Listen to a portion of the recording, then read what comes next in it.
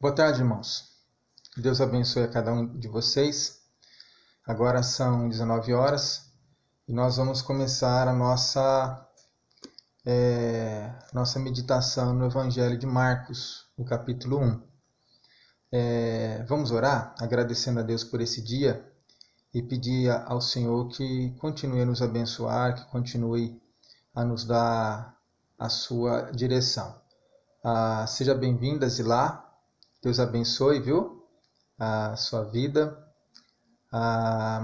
Também os demais irmãos que estão chegando. Nós vamos orar agora, esperando os demais e também pedir que o Senhor nos guie. Oremos. Ó Pai, eu te louvo, ó Deus, pelo dia que nos deu, pelo teu cuidado e graça sobre nossas vidas. Nós nos colocamos perante ti agora, pedindo ao Senhor que o Senhor, ó Deus, venha guiar-nos, ó Deus, através dessa meditação no Evangelho de Marcos, nos auxiliando, Senhor Deus, com todas as questões que são próprias do teu caráter, questões estas que são transmitidas à tua igreja, para que nós as observemos e vivamos também nos dedicando a cada uma delas.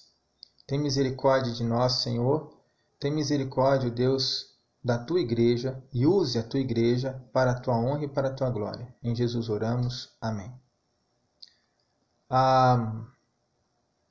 Boa noite, Rúbia. Boa noite, Daílson. Deus abençoe vocês, irmãos. Muito feliz em vê-los, viu? E a Zenilde também. Deus abençoe. Muito feliz em ver vocês.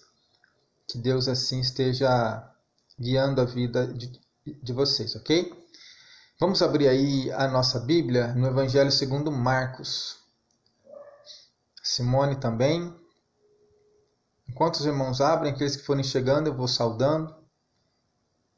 Seja bem-vinda, Simone. Evangelho segundo Marcos, capítulo de número 1. O texto que nós leremos hoje é do verso 32 ao 34. Marcos capítulo 1, verso 32 a 34.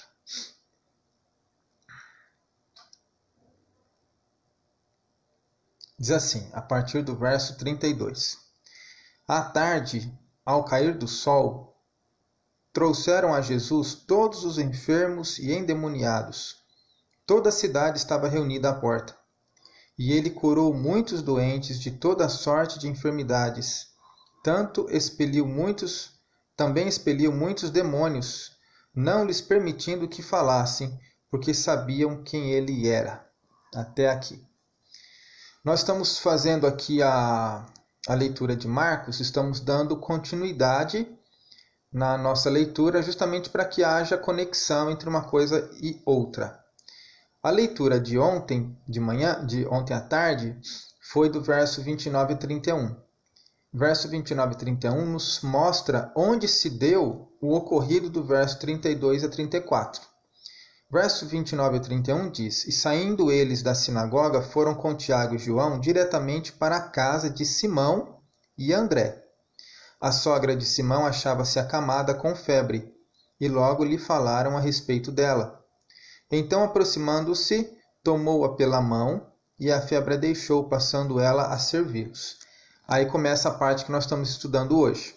À tarde, ao cair do sol, trouxeram a Jesus todos os enfermos endemoniados. O que aconteceu?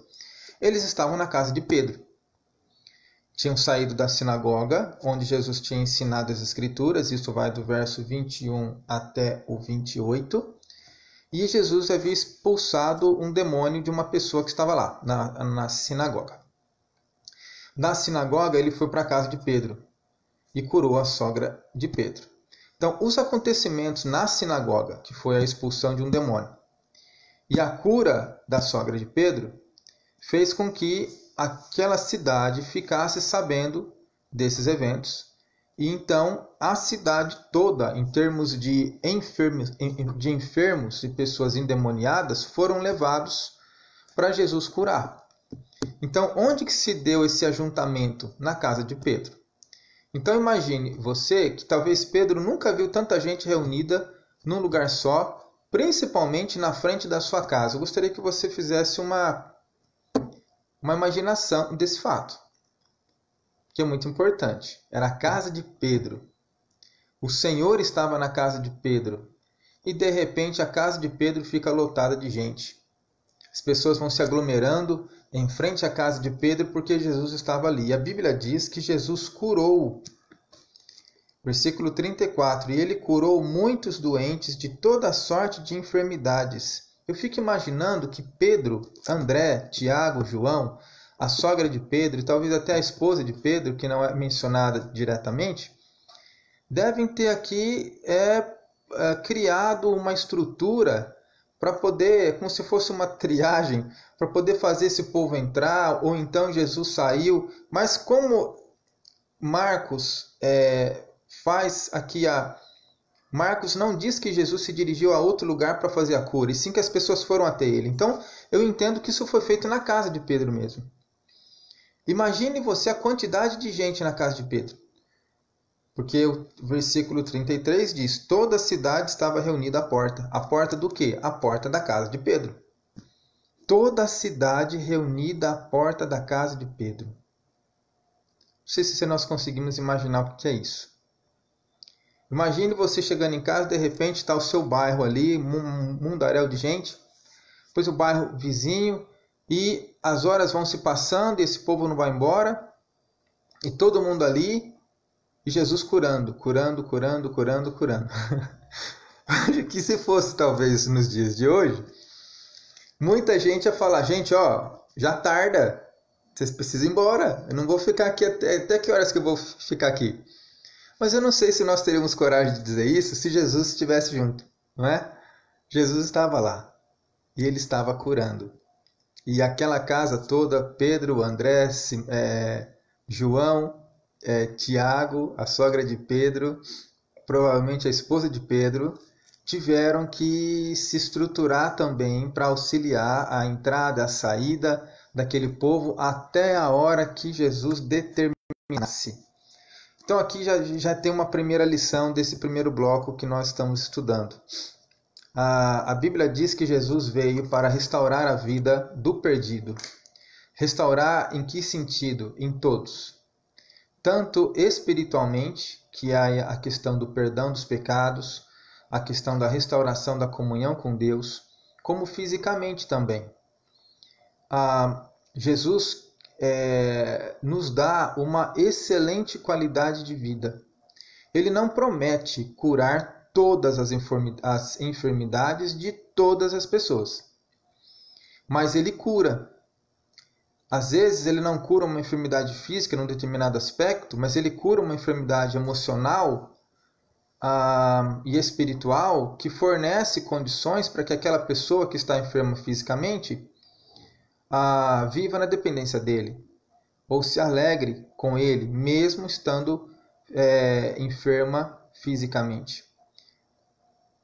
A cura que Jesus faz nas nossas vidas, a cura física, a cura emocional, ela se processa também em termos de metodologia de crescimento. Há pessoas que Jesus não cura porque Deus tem um plano diferente para aquelas pessoas. Um exemplo. Alguns estudiosos dizem que quando o apóstolo Paulo fala do espinho na carne, ele esteja se referindo a uma determinada enfermidade. E aquela enfermidade, segundo o texto, foi colocada nele para que ele não se orgulhasse por conta das inúmeras revelações que da parte de Jesus ele havia recebido.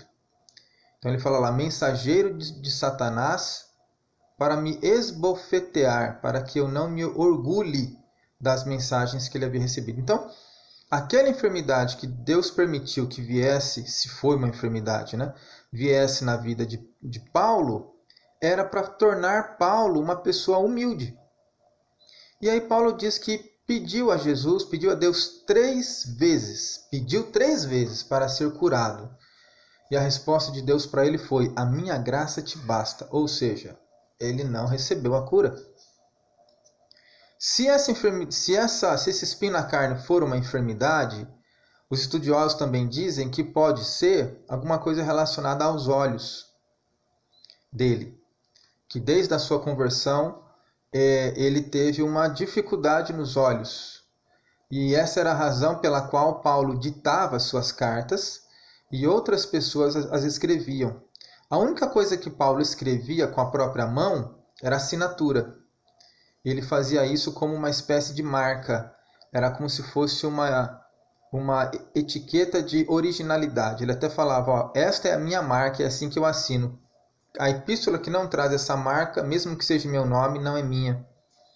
Então havia uma diferença de escrita, de letra, em relação às cartas que eram endereçadas, cujo autor era o apóstolo Paulo. Ele não as escrevia, ele apenas assinava.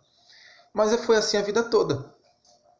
Então, Paulo, quando pediu a Deus que afastasse dele esse espinho na carne, Deus não atendeu. Mas por quê? Porque ele tinha um propósito com aquele espinho na carne. Então, assim é também as nossas vidas. Ele tem capacidade para curar? Sim, tem. Para curar qualquer enfermidade. Mas há certas circunstâncias que ele não cura, porque ele tem propósito também, que a pessoa possa ir mais além, que a pessoa possa desenvolver uma comunhão com ele que não se resuma a questões físicas, a questões desta terra. Que se desenvolva uma comunhão com Deus que ultrapasse muito e muito as condições humanas e deste mundo com relação às nossas vidas. Então, há situações que Deus permite que aconteça e não muda. Né? A gente vai ter que enfrentar aquilo. Há, por outro lado, curas miraculosas que Deus faz. Coisas assim, majestosas. Mas quando Deus faz essas curas majestosas, Ele não as faz porque Ele viu algo de bom na gente, Ele não as faz porque nós andamos certinho na presença dEle, porque o apóstolo Paulo andava certinho na presença dEle, Deus se negou a mudar o caso.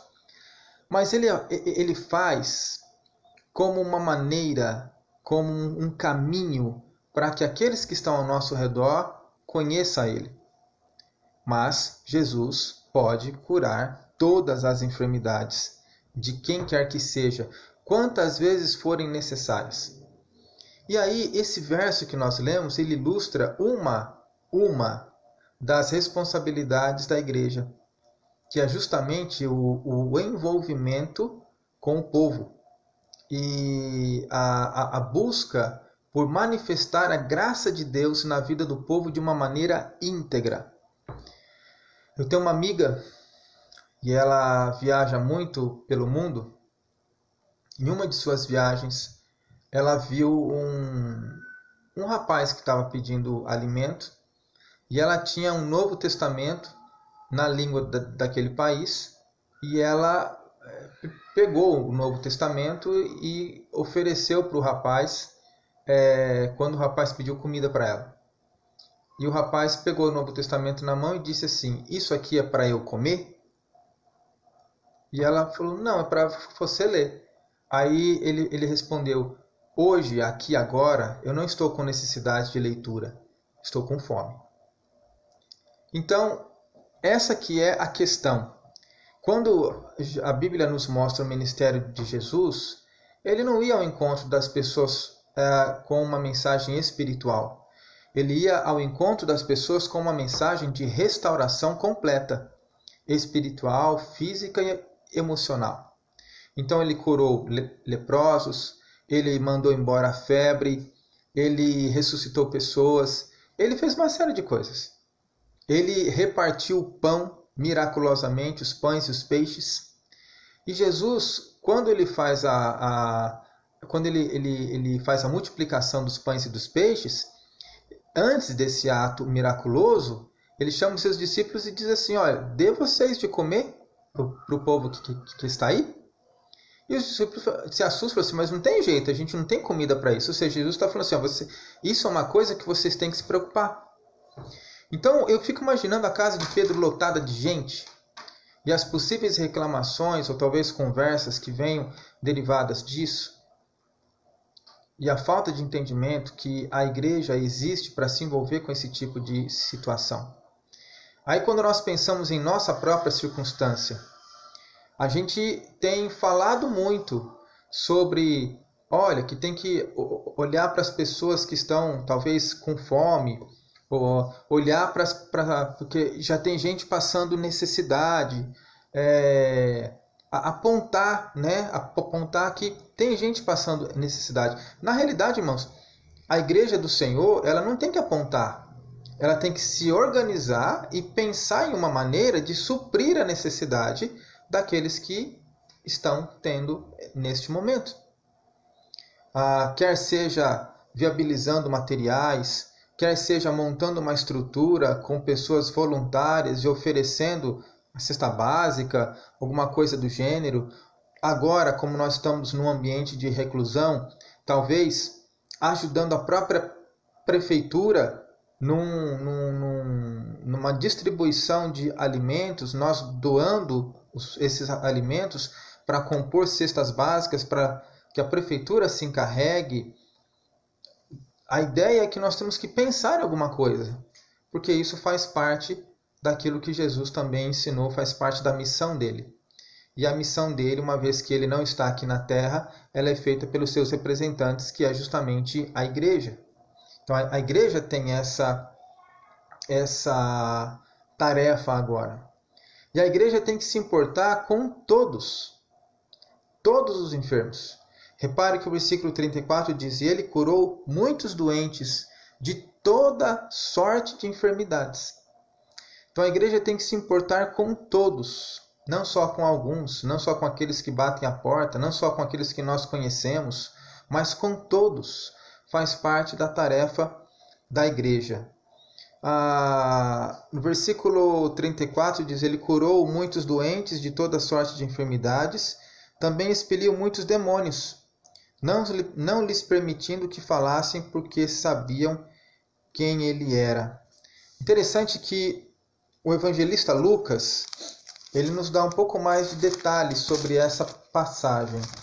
Essa que é uma das coisas boas dos evangelhos sinóticos, é porque aquilo que um é limitado, às vezes na visão do outro, pode ter um pouco mais de riqueza de detalhes, e nós temos uma visão um pouco maior. Então, Lucas capítulo 4, dos versos 40 e 41, diz assim: ao pôr do sol, todos os que tinham enfermos de diferentes moléstias lhes traziam, e ele os curava, impondo as mãos sobre cada um. Também de muitos saíam demônios, gritando e dizendo: tu és o Filho de Deus. Ele, porém, os repreendia para que não falassem, pois sabiam ser ele o Cristo. Marcos já não dá para a gente essa informação de que os demônios diziam que ele era o Filho de Deus. Marcos diz o seguinte no versículo 34. Ele curou muitos doentes de toda sorte de enfermidade, também expeliu muitos demônios, não lhes permitindo que falassem, porque sabiam quem ele era. Mas Lucas diz que eles falavam: tu és o Filho de Deus. E Jesus os censurava. Por que Jesus censurava os demônios? Por que Jesus não permitiu que os demônios falassem dele? Porque, irmãos, o ministério de Jesus não era só a cruz. A cruz era o ápice do ministério. Mas o ministério de Jesus era revelar o Pai. Então ele tinha 3 anos para revelar o Pai. Revelar o caráter do Pai nas diversas fases ou facetas da vida. Sendo a cura ou a importância com as pessoas uma delas. Talvez, a gente não sabe se era isso ou não, porque o texto não relata, Jesus não explica o porquê que ele não gostava, porquê que ele censurava. Mas talvez ele censurava porque, se as pessoas viessem a entender que ele fosse o Messias, talvez a sua crucificação poderia ser antecipada, vir mais rápido do que o tempo determinado, no sentido assim, humanamente falando, né? Ninguém pode frustrar os desígnios de Deus, mas talvez dentro da liberdade que Deus nos dá, alguma coisa poderia vir mais cedo. E aí o processo dele revelar toda a grandiosidade de Deus, não apenas uma, toda a grandiosidade de Deus na pessoa dele para o povo, seria comprometido. Então ele censurava as pessoas de não falarem dele, para que ele pudesse continuar gradativamente se revelando tanto para os seus discípulos como também para o mundo daquela época, dando a conhecer quem era ele, Jesus, e o fato dele ter vindo para revelar o Pai. O que esses dois contextos têm a ver com a nossa vida? Bom, em primeiro lugar, eu já falei, né, que nós precisamos nos preocupar também com os pobres e os necessitados.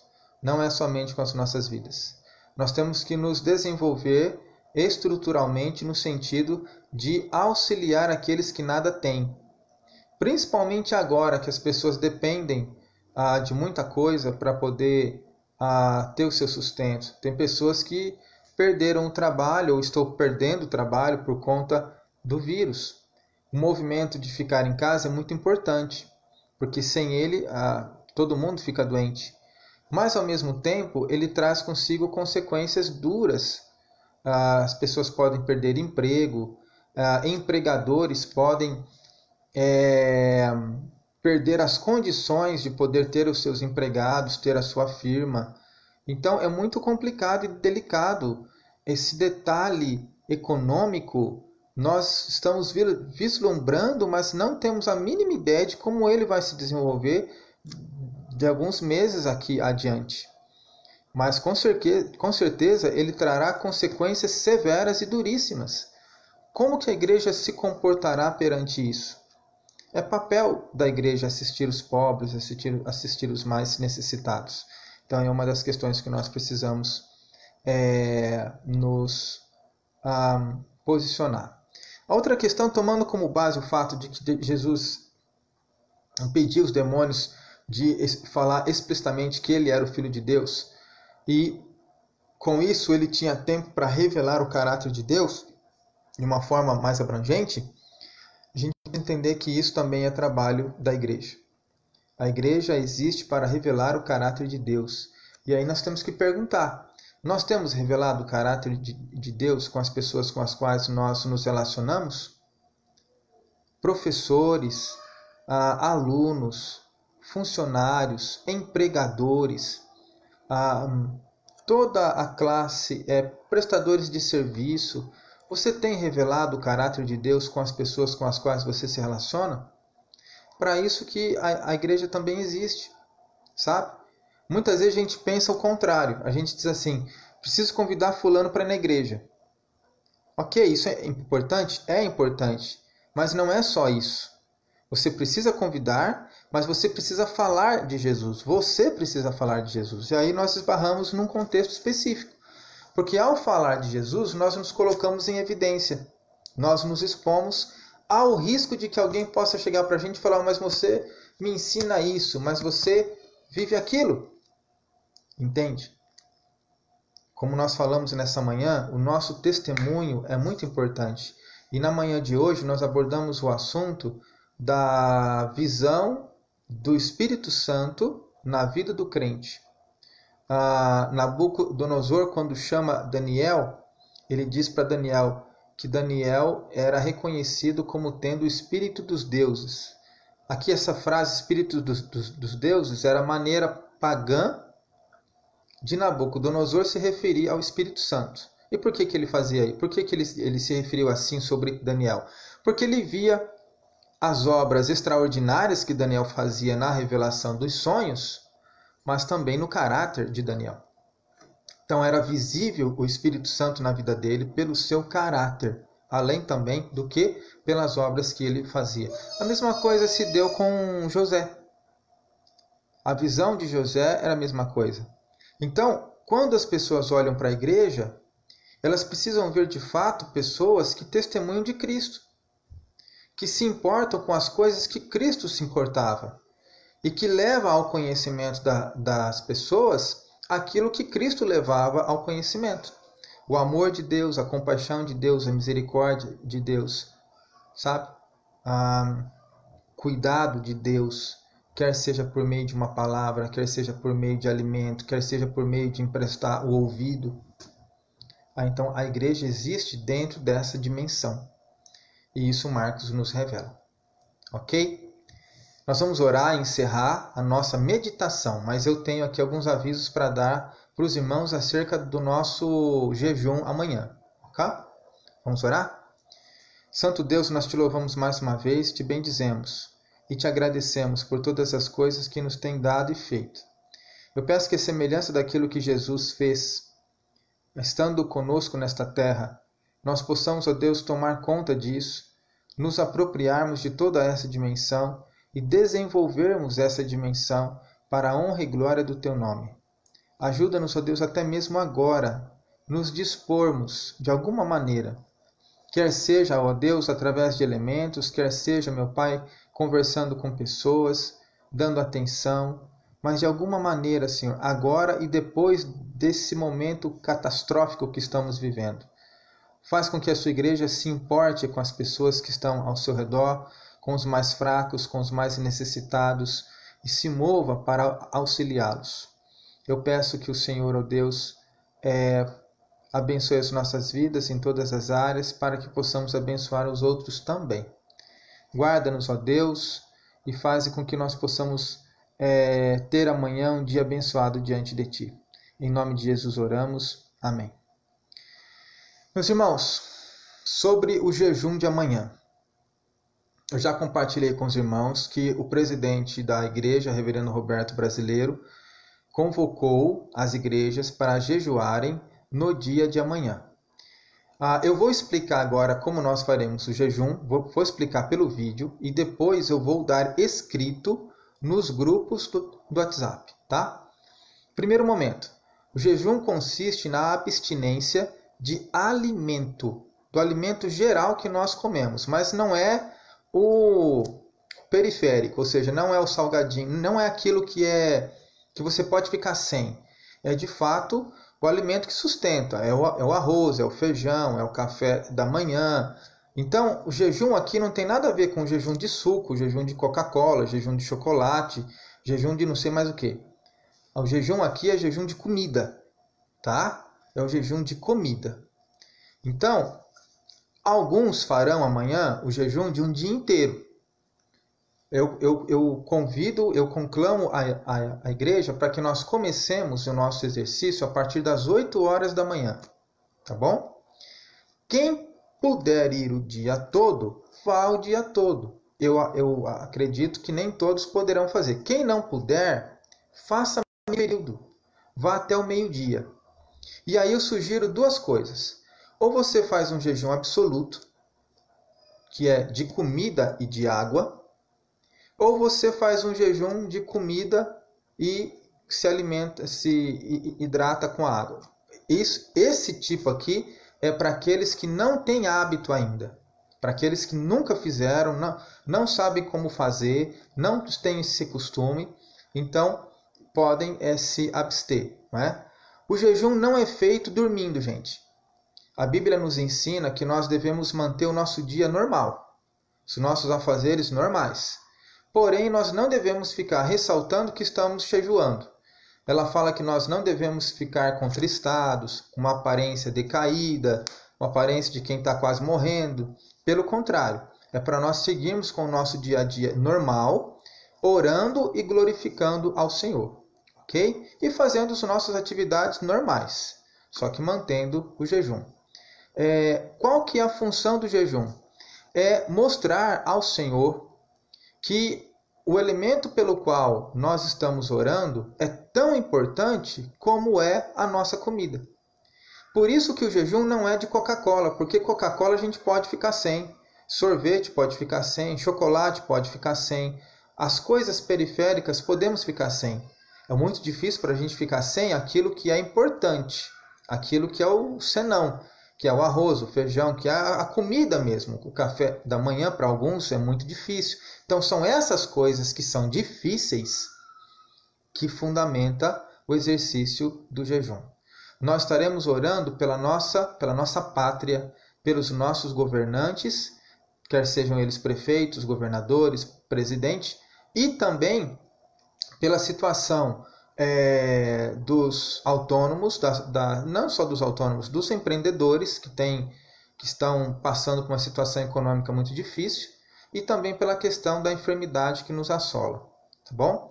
Nós vamos orar por estas questões, pela santidade da igreja, pela santidade do nosso país. Esses serão os alvos da nossa oração. Amanhã não haverá às 7 horas da manhã a devocional. Eu farei a escola dominical normal, 9 horas, tá bom?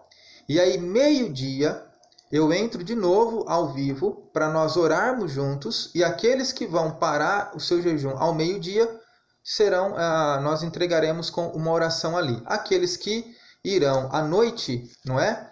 Aí, quem vai mais um período mais longo, você vai estipular o período que você vai estender, e quando você entendeu que até ali, vamos supor, vai até as 15 horas, quem não parar ao meio-dia, vai até as 14, 15, por aí fora. Então, quando você decidir que você vai parar, você vai orar, dizendo ao Senhor: Senhor, eu jejuei até agora por causa desses motivos, e agora eu entrego esse jejum ao Senhor. Ok? Então, nós faremos assim. Essas aqui são as instruções iniciais. Depois eu estarei compartilhando novamente no WhatsApp. Tudo bem? Então tá bom. Deus os abençoe, tenham todos uma boa noite e até amanhã às 9 horas. Tchau, irmãos.